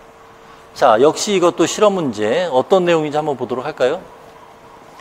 지금 메틸에 의한 마이크로 RNA의 표적 유전자 발현이 받은 것처럼 염기서열 변화 포함하지 않고 발현 과정에 영향을 줌으로써 유전 현상, 발현에 영향을 주는 유전 현상을 묻는 명칭, 이거 기입형이에요. 명칭 하나 쓰는데 참 길게도 써놨죠. 그러니까 읽다가 시간을 좀 많이 허비를 했을 것 같아요. 그래서 이 유전 현상 명칭 기입형처럼 써주면 되고요. 자, 그 다음에 두 번째, 나에서 B의 특이적인 프라이머, B와 D의 특이적인 프라이머 중에서 GC 함량이 높은 것, 그래서 제시하고, 그 다음에 함량과 TM 사이의 상관관계, 이거는 변성 정도를 물어보는 것을 열 안정성과 관련돼서 변성 정도를 물어보는 것을 묻는 것이고요. 이거는 실험 과정에서 나온 것이니까 보면 되고, 그 다음에 표적 유전자. 자, 유전자 X라는 건 마이크로 유전자예요. 마이크로 RNA예요. 마이크로 RNA 유전자 X의 표적 유전자는 무엇인지. 자, 그러면 발현 상태를 통해서 우리가 알 수가 있겠죠. 요걸 언급을 하라고 했습니다. 자, 그러면 한번 보도록 해봅시다. 각각 이제 제공이 되는 건데,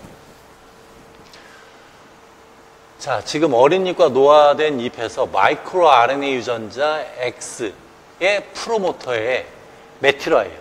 그러면 이 메틸화 여부에 따라서 이 프로모터가 X 것이니까 이 마이크로 RNA 유전자 X의 발현 여부를 볼 수가 있습니다. 자, 발현이 된 거, X에 발현이 된 거는 당연히 메틸화가 안 됐을 때 발현이 되죠. 발현이 언제 됐느냐? 어린 잎에서 발현이 됐어요. 자, 그러면 얘는 마이크로 RNA죠. 마이크로 RNA이기 때문에 얘의 표적 유전자는 발현이 억제가 됩니다. 자, 그래서 X가 발현이 되면 표적 유전자는 발현이 안 돼요.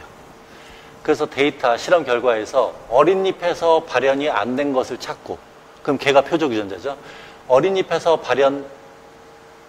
발현이 된 것은 표적 유전자가 아니고요. 요게 헷갈릴 수가 있습니다. X는 마이크로 RNA라는 거 머릿속에 잘 기억하고 표적 유전자는 발현 안 된다. 이거를 순간 착각해버리면 안 돼요. 그래서 이렇게 문제에다가 표시를 해두는 것도 좋은 방법 중에 하나입니다. 자, 그 다음에 그래서 여러분들 문제 풀 때 이거 헷갈릴 수가 있으니까 바로 내려가서 딱 보면 돼요. 그리고 이제 결과를 해석할 수가 있고요. 우리는 순차적으로 합시다. 이거는 우리는 이따가 얘기하기로 하고요. 실험 과정 이제 넘어가도록 할게요. 어린 잎과 노화된 잎에서 각각, 자, 마이크로 RNA가 아닙니다. mRNA예요. mRNA를 분리한 다음에 mRNA를 주용으로 이용해서 cDNA를 합성한다. 자, 실험 과정을 보면 여기 조그맣게 되는데 리얼타임 PCR. 리얼타임 PCR이라는 것은 역전사 PCR입니다. 그래서 RT-PCR이라고도 하는데 RT-PCR 중에서도 실시간 PCR이라고 해서 리얼타임 PCR. 요게 이 실험 방법은 언급이 잘 안 되다가 2024년 작년도에 이 리얼타임 PCR 해석을 해서 푸는 문제가 나왔는데, 그러니까 실험 데이터를 해석해서 푸는 문제가 나왔는데, 여기에서 2025년도에 5학년도 대비 문제에서도 똑같은 얘기가 나왔어요. 그러니까 이 리얼타임 PCR이라는 개념 이해하고 데이터 해석하는 것만 알 수 있습니다. 그래서 그래프가 왼쪽으로 갔을 때 또는 오른쪽으로 갔을 때 발현되느냐 안 되느냐 요거만 체크를 해주면 됩니다. 자, RT-PCR의 일종이기 때문에 역전사를 해야 되죠. 그래서 역전사를 하기 위해서 역전사 PCR이니까 역전사를 통해서 mRNA로부터 cDNA가 만들어지면 이 cDNA를 이용을 해서 PCR 하는 겁니다. 그래서 PCR이 많이 되면 mRNA가 많다는 얘기니까 발현이 잘 된다라는 것을 알 수 있는 방법에 해당하죠. 자, 그 다음에 조금만 올려서 마저 하도록 할게요. 자, 그러면 이제 이러한 RT-PCR을 하기 위해서는 PCR이니까 프라이머 필요하죠. 자, B와 D의 발현을 알아보는 것이니까 B의 특이적인 프라이머, D의 특이적인 프라이머를 사용을 하게 됩니다. 자, 얘네들 뭐 길이는 같고 TN 값은 GC 퍼센티지에 따라 달라질 수가 있습니다. TN 값이라는 것은 밑에서 나와 있듯이 이제 변성과 관련돼서 우리가 이제 단일 가닥으로 절반이 단일 가닥으로 변성되는 온도죠. 자, 그럼 여기에서 TN 값은 B의 특이적인 프라이머가 D보다 높다 이렇게 돼 있어요. 그 얘기는 B가 TN 값이 클수록 변성이 잘 안 된다는 얘기니까 열 안정성이 높다. 변성이 잘 안 된다라는 의미예요. 자, 그러면 이렇게 열 안정성이 높고 변성 정도가 낮을 때에 우리 밑에서 TM과 G 플러스 C의 그 비율 가지고서 문제, 그 함량 가지고서 그 근거를 대라는 문제가 나왔으니까 여기에다가 G10 퍼센티지까지 포함을 시켜서 얘기를 한다면 G10 퍼센티지는 높다. 그러니까 G10 퍼센티지 함량이 GC 함량이 높으면 TN 값도 증가하는데 TN 값이 B의 특이적인 프라이머가 더 높으니까 B 특이적인 프라이머가 GC 함량도 높다. 이렇게 얘기를 할 수가 있는 겁니다. 자, 그래서 이따 답 보면 되고요. 이 정도로 정리를 해두면 되고, 근데 실험 결과를 한번 보도록 할게요. 앞에서 얘기했듯이 어린잎 기준으로 보면 됩니다. 자, 액틴이라는 것은 이제 로딩 컨트롤로 쓰이는 것이고요. 액틴 유전자를 기준으로 해서 오른쪽으로 비유전자는 결과값이 이동을 했습니다. 다시 말하면 지금 이 실험을 이해를 하면 되는데 RT-PCR의 통해서 mRNA의 발현량은 형광 세기를 통해서 알 수가 있습니다. PCR 사이클 수가 많이 진행돼야 형광 세기가 증가한다는 얘기는 PCR에 사용된 cDNA 양이 적다. 즉 mRNA가 적게 발현됐다는 얘기예요. 그래서 오른쪽으로 그래프가 로딩 컨트롤에 비해서 이동을 한다면 발현이 적게 됐다는 얘기예요. 그러니까 이 유전자 B가 발현이 적게 됐다라는 얘기고요. 발현이 적게 됐으니까 바로 얘가 표적 유전자이다. 자, 그럼 D의 경우는 어떨까? D의 경우는 오른쪽, 액틴 유전자에 비해서 오른쪽으로 이동을 했죠. 얘는 발현이 많이 됐다. 이것만 얘기해 주면 되죠. 그래서 표적 유전자가 아니다. 자, 그래서 이 정도로 정리를 할 수가 있습니다. 자, 그래서 이제 다시 한번 보면 유전현상. 자, 선천적인 것이 아니라 후천적으로 발현에 영향을 줬기 때문에 후성유전암이라는 표현 쓰면 되고요. 자, 그다음에 두 번째에서 TN값 상관관계. 자, B의 특이적인 것이 TN값이 크기 때문에 GC 함량도 크다. 이렇게 얘기를 할 수가 있고요. 자, 그 다음에 표적 유전자는 B가 표적 유전자이다. 자, 그러면 그 근거 발현량과 관련돼서 얘기하시오 했으니까 X가 발현하면 표적 유전자 발현이 억제되는데 X가 발현한 어린잎에서 B 유전자 발현이 억제되고 D는 발현이 됐다. 그래서 B가 표적 유전자다. 그럼 우리가 이제 발현량 연관져서 답을 쓰게 된 것이죠. 자, 요 기본적인 내용들을 써서 문장으로 만들어주면 되겠습니다.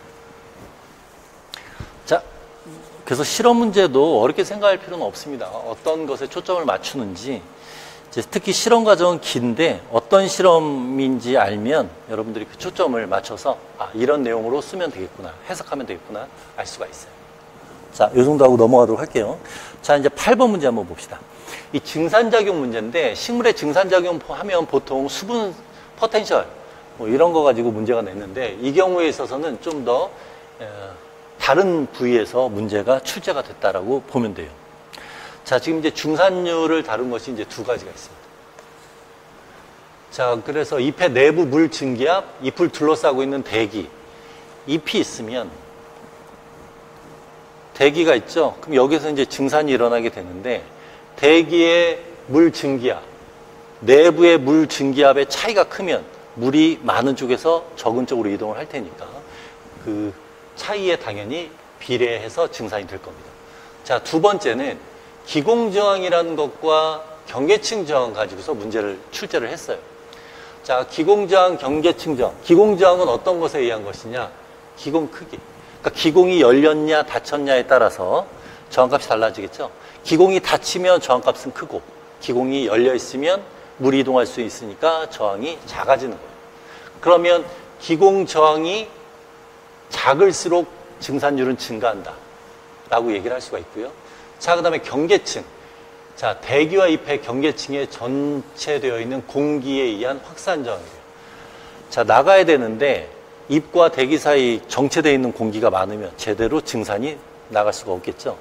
그러니까 경계층 저항이 작을수록 역시 증산이 높다. 그래서 여기에서는 이 두 저항의 합에 반비례한다. 이렇게 얘기를 할 수가 있는 겁니다. 자, 그 다음에 이 증산율은 풍속과 온도의 영향을 받는다. 이 두 가지 요소. 그래서 밑에서도 보면 풍속이 증가했을 때랑, 자, 바로 보도록 합시다. 자, 작성 방법을 보면 풍속 증가, 그 다음에 니은에 일시적 온도를 상승시켰을 때. 그래서 풍속과 이 경우는 이제 온도, 이렇게 볼 수가 있겠죠. 풍속과 온도와 관련된 거예요. 자, 풍속을 봤더니 기공저항에 대한 얘기, 경계층 저항 얘기가 있고요. 그 다음에 온도와 관련된 얘기를 봤더니 기억의 변화와 연관지어서 설명하시오라고 되어 있죠. 그러니까 다시 쭉 올라가면 위에 것은 온도와 관련된 내용으로 다뤘고요. 아래 것은 풍속과 관련된 내용으로 다뤘다라고 정리를 하면 됩니다. 왜냐하면 문제가 길기 때문에 작성 방법 본 다음에 그 내용을 다시 찾을 때 헷갈릴 수가 있으니까 이렇게 간단하게 표시하면 바로 어떤 부분인지 찾아서 답을 써주면 되겠습니다. 자, 그 다음에 이제 포화증기압이라는 표현이 나오고요. 이제 기체로 변해서 할 때의 증기압, 포화됐을 때, 증기가 포화됐을 때의 증기압이고, 이건 이제 온도 변화. 자, 지금 물의 증기압 보면 대기 중 물의 증기압과 물의 포화 증기압을 표현하는데 이 차이만큼에 의해서 이제 증산이 일어날 수가 있는 겁니다. 그런데 이 아래쪽에서 이제 문제를 보면 대기 온도와 평형을 이룬 잎을 일시적으로 강한 잎에 노출시켜서 온도를 상승시킬 때 증산율은 일시적으로 증가한다고 했어요. 증산율. 자, 아까 이제 온도와 관련돼서는 위에 거와 관련돼 있다고 했습니다. 자, 이때 기공은 열려있는 상태로 크기 변화가 없어요. 그래서 기공과는 무관하고 이제 지금 온도와 관련돼서는 이제 증기압과 관련돼 있죠. 대기 증기압과 그다음에 잎의 내부 증기압의 차이인데 대기 중 수분 함량은 일정하다고 했으니까 대기의 물 증기압 변화가 없습니다. 그런데 잎 내부의 온도를 상승시켰으니까 당연히 잎 내부 물의 증기압은 증가하겠죠? 증기압은 포화 증기압과 같다고 했는데 이 포화 증기압이 어때요? 이 경우는 온도를 상승시키면 증기압이 증가해요. 그러니까 잎 내부의 물의 증기압이 포화 증기압과 같다라고 했으니까 잎 내부 물의 증기압도 증가한다고 볼 수가 있습니다. 자, 그래서 요 내용 정리를 다시 요 내용 가지고 이제 작성 방법에서 제시한 것인데 풍속은 잎의 기공 저항, 그다음에 경계층 저항의 크기 어떠냐 이렇게 했습니다. 잎의 기공 저항은 어때요? 기공 크기에는 이 풍속이 영향을 주지 않습니다. 직접적인 영향을 주지 않아요. 뭐 장시간 풍속에 의해서 뭐 증산이 많아지면 뭐 기공이 더 열리는 그런 기자까지 가겠지만 지금 이 경우는 일시적인 풍속 증가에 의해서 직접적인 기공 저항에 영향을 주느냐를 물어보는 것인데 이 기공의 변화는 없을 테니까 얘는 불변일 거고요. 경계층 저항이 어떠냐? 여기 정체되어 있는 공기가 있어요. 풍속이 증가하면 정체되어 있는 공기가 이동하게 이동하겠죠. 그러면 정체되어 있는 공기가 얇아집니다. 즉 경계층이 얇아진다라고 볼 수가 있어요. 그래서 경계층 저항은 역시 감소한다. 그래서 풍속 증가가 일어나면 증산율이 증가할 수가 있는 거예요. 자, 니은의 이유, 증산율이 왜 일시적으로 증가하느냐? 포화증기압 변화에 따른 포화증기압 증가하잖아요. 입 내부의 물의 증기압은 증가한다 라는 얘기고요. 하지만 대기 중에 증기압은 변화가 없으니까 그 차이가 커진다. 즉 기억의 차이가 커진다. 이 내용을 써주면 되겠습니다. 그래서 이 문제 역시 내용 자체라기보다는 문제가 길어요.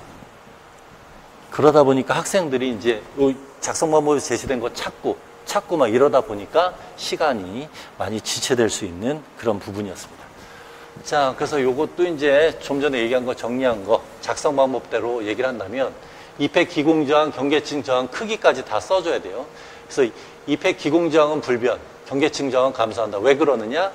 크기 영향을 주지 않고 두께는 감소하기 때문에 그렇다. 요 내용을 써주면 되고요. 입 내부 온도를 상승했을 때 포화증기압이 증가하니까 당연히 물의 증기압이 크게 증가하는 것이고요. 하지만 대기 중 수분 함량은 일정하다고 했으니까 대기 중에 이거 빠졌네. 대기의 물 증기압은 불변한다. 그렇기 때문에 그 차이가 커지니까 일시적으로 증산율은 증가한다. 이 내용을 써주면 되겠습니다. 자, 그래서 이것을 이제 풀어서 쓴 것이 기공 크기에 영향 없으니까 기공저항은 변화 없지만 두께 감소하니까 저항 감소. 이렇게 서술형으로 만들어주면 되겠습니다. 역시 아래쪽도 마찬가지고요. 그래서 여러분들이 이제 답을 많은 학생들이 나중에 답안 작성하기 때문에 이렇게 여기서는 약간 여러분들 좀 알아보기 위해서 좀 풀어서 썼는데 방금 표시한 것처럼 증가, 감소 이런 식으로 해도 됩니다. 그래서 최대한 여러분들이 알 수 있으면서 간략하게 써서 시간도 세이브하고 나중에 찾아봤을 때 이제 눈에 볼 수 있도록 표시를 해주는 게 좋습니다. 자, 이번에는 9번 문제 한번 보도록 할까요? 일주기 조절과 관련된 건데 시계세포 기능이죠. 그러면 식교차 상해, SCN 얘기하는 거고요. 자, 그리고 이때 SCN은 이제 시상하부 근처에 존재하기 때문에 시상하부가 이러한 일주기에 관여한다. 뭐 이런 얘기가 있습니다. 이렇게 표현을 하죠. 자, 근데 일주기는 이제 빛과 관련되어 있으니까 빛과 관련돼서 이제 망막에 대한 얘기가 나오죠. 자, 빛이 들어오면 흡수 스펙트럼.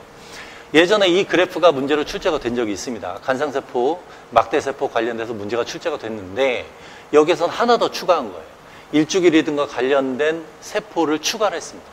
자, 한번 보면 예전에 4개였지만 5개로 증가했고요. 여기에서 보면 여러 종류의 광색소가 존재하고 그 색소를 가지고 있는 세포들이 빛을 인지할 수가 있습니다. 자, A를 가진 세포, 수평세포는 이제 대비 효과를 이제 나타내는 건데 당연히 여기에서 3개는 원추세포고 하나는 간상세포, 하나는 다른 세포입니다. 이 수평세포와 연결된 거, 요거는 그 원추세포에 해당하고요. 자, 그 다음에 B의 경우를 한번 보도록 할까요?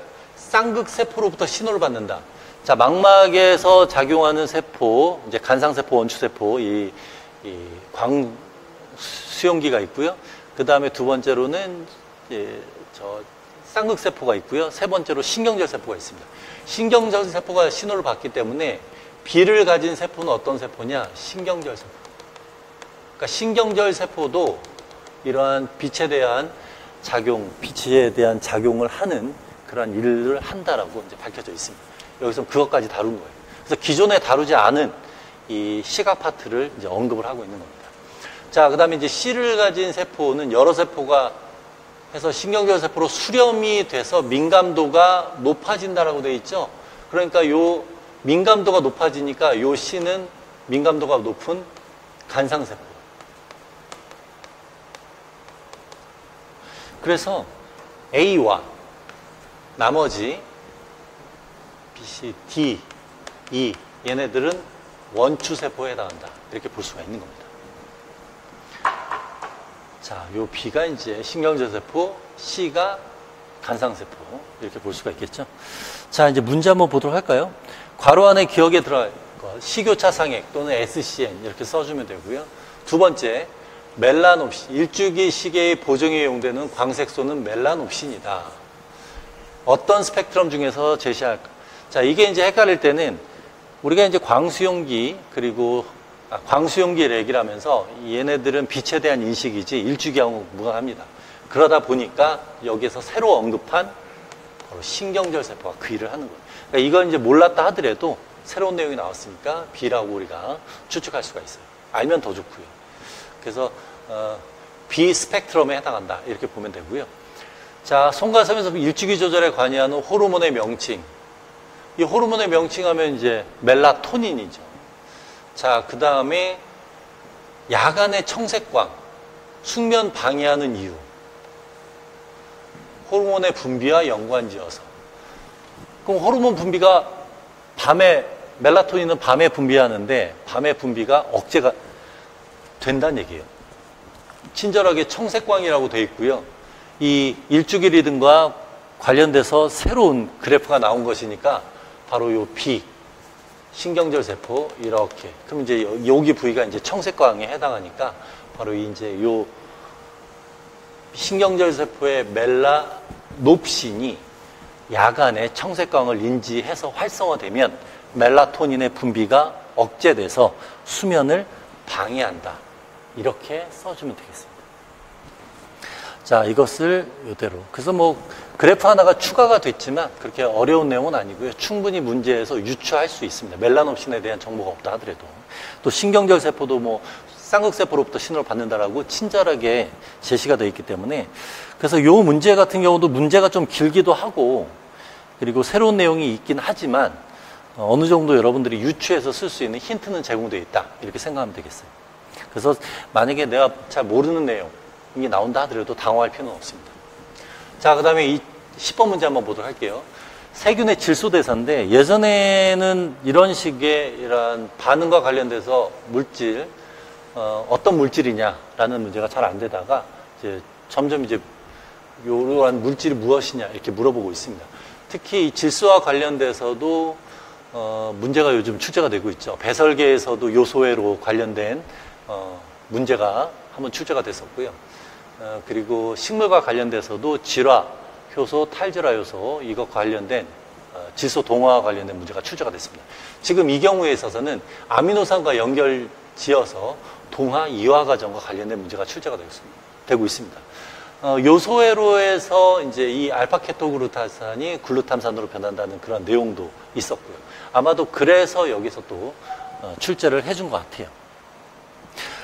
자, 뭐 아미노산의 우리가 이 구조식까지는 분자식까지는 몰라도 상관은 없지만 안다면 문제 접근하는데 더 용이합니다.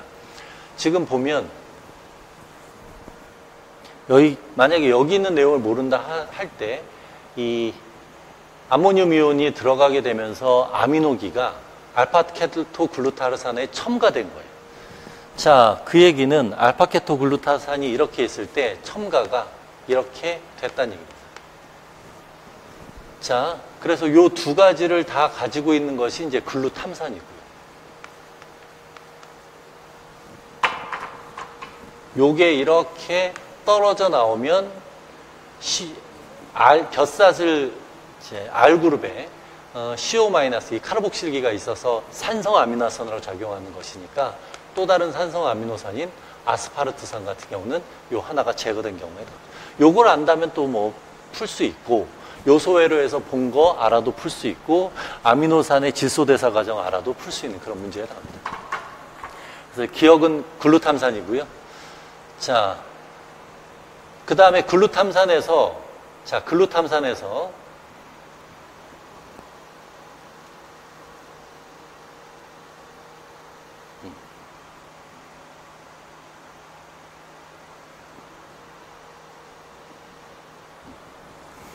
글루탐산이고, 자, 그 다음에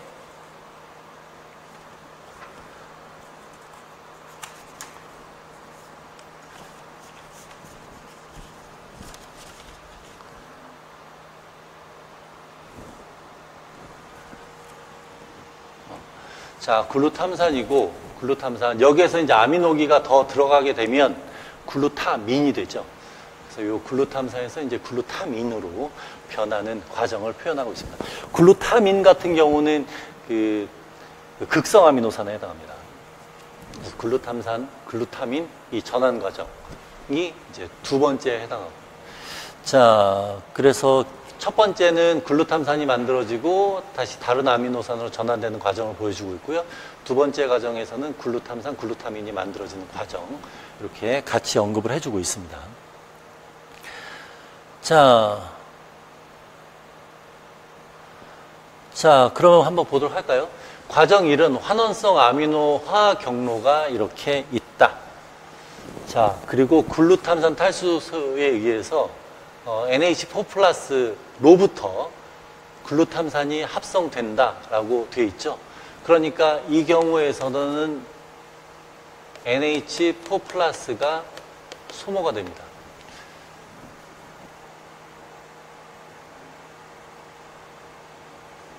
요 문제는 작성 방법부터 한번 보도록 해봅시다. 작성 방법에서 보면 글루탐산, 글루타민 쓰라고 되어 있는데 두 번째의 경우에서 보면요.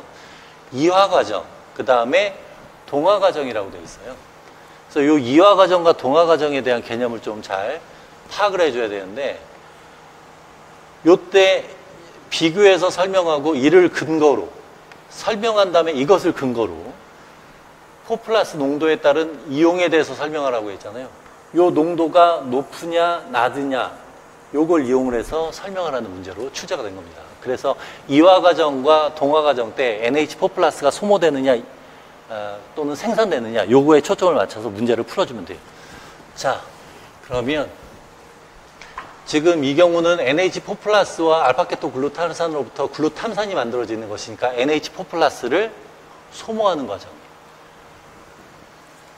자, 이후 아미노기 전유 요소에 의해서 글루탐산이 다른 아미노산 생성한다. 두 번째의 경우 한번 봅시다. 이제 요거는 이제 글루탐산, 글루타민 합성 시스템인데요. 이것과 NH4+가 반응을 해서 글루탐산과 얘가 반응해서 글루타민이 합성되고 그 다음에 다시 또 글루탐산이 합성된다. 이렇게 쭉 얘기가 나와 있습니다. 그래서 요건 이제 부가적인 설명이고 문제 풀 때는 이러한 구체적인 것보다는 방금 얘기한 것처럼 이화 과정과 동화 과정에 대한 개념만 이해하면 빠르게 풀 수가 있습니다. 접근을 해서. 그래서 요거는 문제보다는 요 작성 방법에 초점해서 풀 수가 있는데, 기억, 니은, 글루탐산, 글루타민이었고요. 아까도 얘기했듯이 탈수소에서 이화 과정이라는 것은 NH4+가 글루탐산이 이화되는 것이니까 다시 알파케토글루타르산과 NH4+가 생성이 됩니다.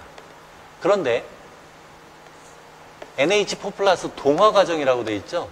얘를 어떤 물질로 만든다는 얘기예요. 그러니까 NH4+를 소모하는 과정이다. 이렇게 볼 수가 있습니다. 그러면 1회 과정의 이용은 어떻게 되느냐 이걸 물어보는 겁니다. 자, 그래서 이화 과정은 분해, 동화 과정은 NH4+가 생성된다. 전환되는 과정이다. 그래서 이거는 전환이니까 이거는 소모고요. 글루탐산을 분해한다고 했으니까 이것으로 분해한다고 했으니까 이거는 이제 생성에 대한 개념. 그래서 농도가 많으면 생성이 아니라 소모를 해야 되겠죠. 그래서 동화 과정이 그 다음에 농도가 낮을 때는 소모가 아니라 생성을 해야 되겠죠. 그래서 그때는 이화 과정이 일어나게 된다. 이렇게 볼 수가 있습니다. 그래서 이 내용을 써주면 되겠어요. 그래서 기억은 글루탐산, 니은은 글루타민. 그 다음에 이화 과정에서는 글루탐산이 분해되고 NH4+로 분해된다. 다시 말하면 생성된다. 동화 과정에서는 이것을 전환하는 것이니까 얘는 소모가 된다. 또는 여기에다가 전환돼서 소모된다, 분해돼서 생성된다 이렇게 추가해도 됩니다. 자, 그러다 보니까 1회 경로에서 NH4+가 높으면 동화, 낮으면 이화 과정이 일어나게 된다. 이렇게 정리를 해주면 되겠습니다. 이 내용 자체도 그렇게 어렵지는 않지만 일단 문제가 길어요. 혹시 뭐지? 하면서 이것도 다 살펴보게 되다 보니까 이것도 역시 시간 할애가 좀 있을 수가 있습니다. 자, 이번에는 이제 마지막 문제 한번 보도록 할까요? 요 마지막 문제 같은 경우도 이거는 이제 생태계 문제인데 생태계는 육상 생태계, 수상 생태계가 있습니다. 육상 생태계 같은 경우도 예전에 한번 출제됐다가 또 최근에 출제가 돼서 초원과 관련된 문제가 간단히 출제가 됐었고요. 그 다음에 수생 생태계 같은 경우는 하천, 호수 이런 데 문제가 출제가 됐어요. 그런데 해양과 관련된 문제가 출제가 안 돼서 작년에 요 문제를 출제를 했었는데 요 그냥 얼핏 보면 헷갈릴 수가 있지만 뭐 그렇게 어려운 내용은 아닙니다. 그래서 작년에 이제 처음 요거 문제 모의고사 때 출제하면서 아무래도 대항대가 출제가 될 것 같다 싶었는데 대항대 출제가 실제로 됐어요. 자, 대항대 출제도 마찬가지로 호수나 하천과 마찬가지, 특히 이제 호수 생태계하고 마찬가지로 이 물질 순환이 중요합니다. 표수층과 심수층. 표수층과 심수층의 물질 순환은 딱 두 가지 생각하면 돼요. 수온약층하고 용승. 그래서 수온약층의 경우에 있어서는 물질 순환을 억제하는 것이고 용승의 경우에 있어서는 물질 순환이 일어나게끔 한다라는 요 두 가지 사실을 알면 이 문제 푸는데도 그렇게 큰 어려움은 없을 거예요. 근데 이제 요 문제나 이 그래프를 접하지 않은 친구들 같은 경우는 좀 당황할 수가 있는 그런 문제입니다. 자, 한번 보도록 할게요. 열대 해양의 대항대와 온대 해양의 대항대. 요거 딱 두 가지가 나왔죠. 모의고사 때는 이제 극지방의 해양대까지 언급을 했었는데 여기에서는 요 두 가지만 나왔네요. 보면 이제 열대와 온도가 있고요. 수심에 따른 온도 변화를 나타냈어요. 자, 그럼 어떤 게 온대고 어떤 게 열대냐? 자, 온대라고 하면 사계절이 뚜렷하죠. 사계절이 뚜렷하다고 한다면 요 표수층은 이제 대기의 온도에 영향을 많이 받기 때문에 봄, 여름, 가을, 겨울에서의 변화가 클 거예요. 근데 지금 보면 봄, 여름, 가을, 겨울을 보면 여름에 온도가 높고 겨울에 낮고 변화가 있죠. 그러니까 A는 온대 해양이다라는 거 알 수가 있습니다. 자, 아래쪽 볼까요? 표수층의 온도가 다 높죠. 그러니까 이 B는 열대 해양이다라는 거 알 수가 있습니다. 됐죠? 자, 그리고 추가적으로 하나 더 얘기한다면 이제 온대의 경우에 있어서 해양대는 호수 생태계하고 유사합니다. 그래서 봄과 가을에는 이 온도가 급격하게 변하는 양상, 수온약층이 잘 형성이 안 되기 때문에 대략적으로 여기에서 이 물질 순환이 물기둥 전체가 이동하는 물질 순환이 일어날 수가 있어요. 근데 여름과 겨울에는 물질 순환이 일어나지 않습니다. 왜 그러느냐? 겨울에는 얼음이 있기 때문에 용승이 일어나지 않아요. 그래서 물질 순환이 일어나지 않고요. 여름의 경우에 있어서는 수온 약층이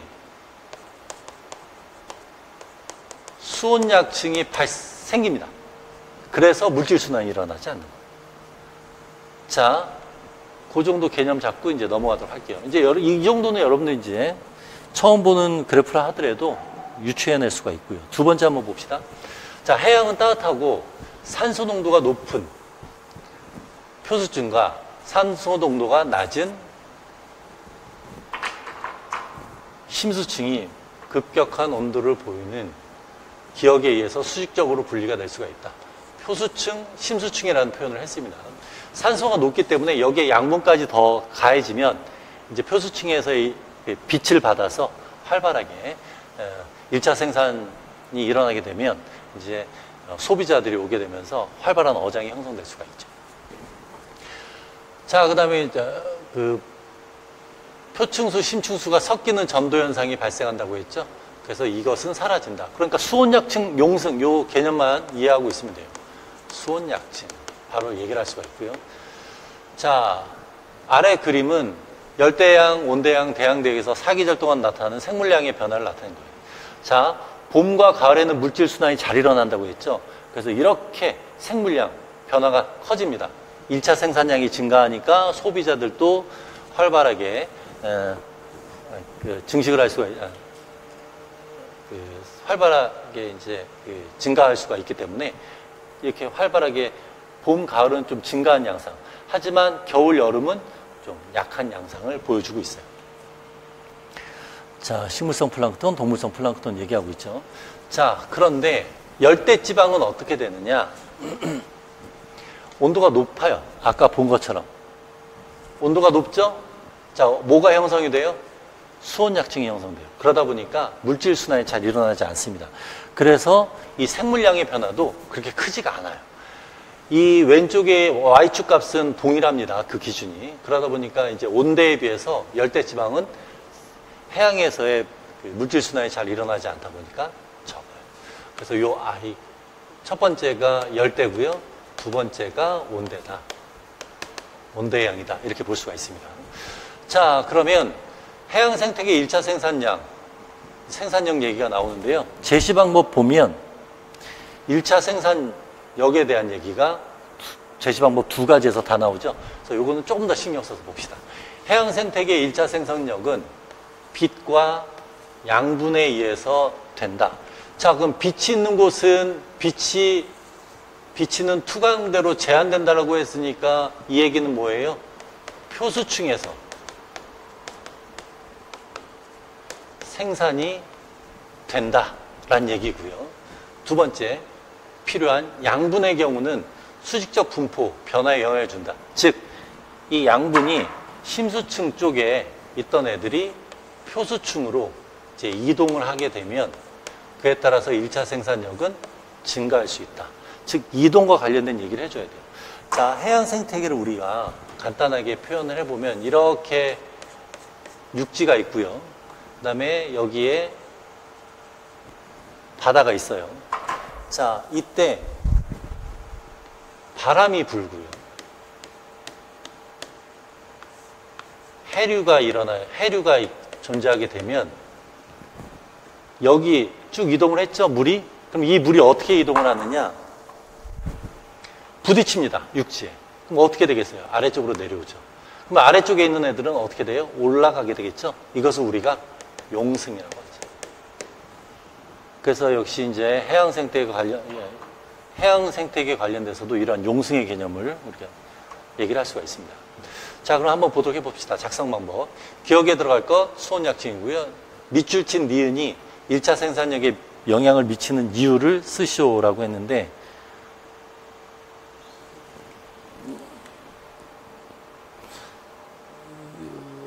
여기 있죠. 여기에서 보면 심층수가 섞이는 전도현상, 이 물질순환돼서 섞이는 그러한 현상이 발생하게 됐을 때에 1차 생산력에 미치는 영향을 쓰시오라고 되어 있습니다. 자, 전도현상이 일어나게 되면 표수층으로의 공급이 일어나게 되죠. 그래서 양분이 어디로 이동하느냐? 표수층. 그러면 생산력은 어떻게 되느냐? 증가한다. 이렇게 써주면 되고요. 자, 두 번째, 열대양 대양대, B하고 1 써주면 되고요. 자, 열대양대의 대양에서 1차 생산력이 높은 지역이 형성되는 이유. 높은 지역은 어디예요? 여기, 해안가. 이렇게 해서 해안가 위주로는 이러한 해류가 이렇게 해류가 지나가는 그런 해안가 주변에는 황금 어장이라고 하는 그런 어류가 풍부한 어장이 형성될 수가 있습니다.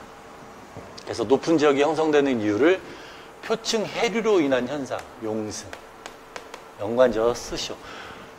그래서 이러한 해양대에 대한 문제를 접해봤다면 뭐 그렇게 어렵지 않게 생각해서 문제 풀 수가 있고요. 첫 번째. 그 다음에 이제 두 번째, 세 번째 같은 경우는 물질순환에 대한 개념, 특히 용승과 수온약층에 의한 물질순환에 대한 개념을 이해를 하게 되면 어렵지 않게 문제를 풀 수가 있습니다. 자, 그래서 용승에 대한 언급을 해서 높은 지역 형성되는 이유는 무엇이냐?